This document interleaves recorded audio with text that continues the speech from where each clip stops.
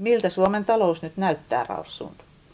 Suomen talous näyttää paremmalta, mutta ei vielä hyvältä. 6 vuoden paikallaan polkemisen jälkeen nyt on lupa vihdoin odottaa, että talous kääntyy ensi vuoden kevät-talvella lievään, mutta kuitenkin nousuun.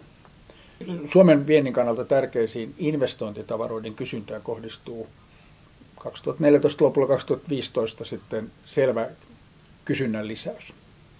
Miten tämä näkyy STTK-laisen elämässä?